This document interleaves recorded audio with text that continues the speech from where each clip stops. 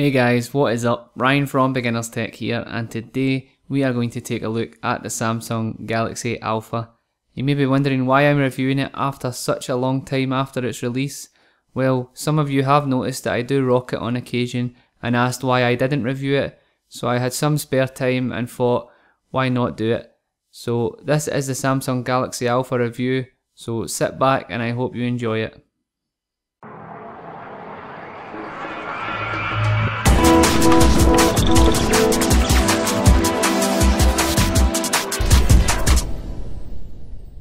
When Samsung released the Galaxy Alpha, I for one was very excited at the prospect of owning a metal Galaxy phone. I already have the Galaxy Note 4, which is beautiful, but having a nice blend of metal and plastic is definitely something I was looking for from Samsung for a long time. One thing worth noting is the Galaxy Alpha is pretty much just a shrunken down Galaxy S5 inside a metal shell, which is no bad thing as the Galaxy S5 is certainly a great phone, and some people just prefer a nice metal body to the plastic, but if you don't, that's okay. You can just go with whatever you like. So let's jump in and take a look at the specifications. The Galaxy Alpha has a 4.7 inch display, which is 1280 by 720 and has a 312 ppi. It has a quad-core Snapdragon 801, which is clocked at 2.5 GHz. It has 2GB of RAM. It has 32GB of internal storage.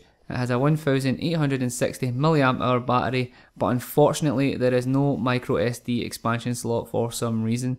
So as I said, Samsung has mixed it up a little and given us metal and plastic, and that plastic comes in the form of the removable back door, which most people will either love or hate. I for one like it, as sometimes I like to carry a spare battery, and this allows me to do that.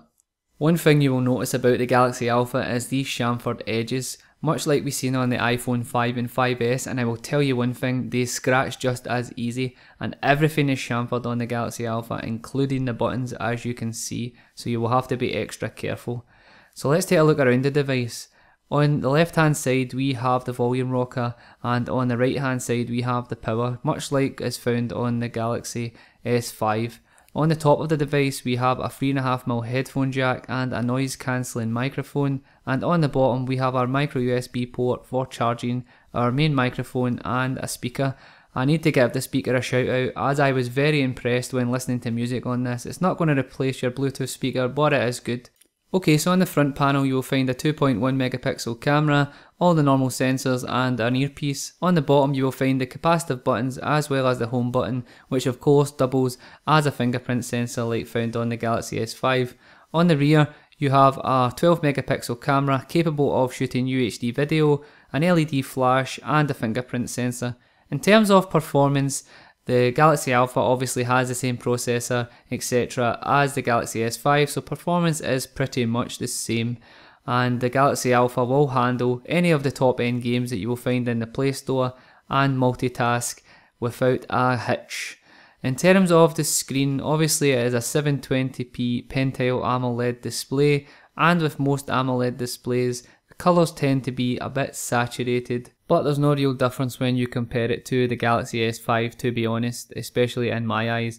When watching videos etc. on the device, the viewing angles are definitely okay, but they definitely could be better at the same time. With a pixel density of 312 ppi, if you are going to look for pixels you will find them. So let's talk about the camera. Obviously this is a big bump down from the 16 megapixel shooter that we have found on the Galaxy S5, and pictures tend to be a bit underwhelming if you ask me, and you couldn't compare them to any of the pictures taken from another premium smartphone. So let's talk about the software. As you would expect, this is Android skimmed with Samsung's TouchWiz. So much like the Galaxy S5, you will find everything here. You will find multi-window, S-Finder, S-Voice, ultimate power saving mode, toolbox, and so on and so on. You also get that heart rate scanner that is so useful on a phone, and you can check your heart rate whenever you feel like it, because that's what people do. And you also get the fingerprint scanner like you have on the Galaxy S5. So let's talk about the battery, as it is clearly very small at 1860 mAh. But you will make it through the day on light usage, and by light usage I mean keeping the screen brightness at a reasonable level and not spending all day gaming like I do, checking emails etc etc. So let's wrap it up. To be honest, I really like the Galaxy Alpha, and I see it as a tester or a taster from Samsung as what is to come in the future. And hopefully the future is the Samsung Galaxy S6, which is coming out next month. And hopefully it follows design cues from the Alpha and the Galaxy Note 4, and we will definitely be in for a treat. What do you think of the Galaxy Alpha? Let me know in the comments below. If you liked the video, please give it a thumbs up, and if you want to see more reviews, then definitely subscribe to the channel.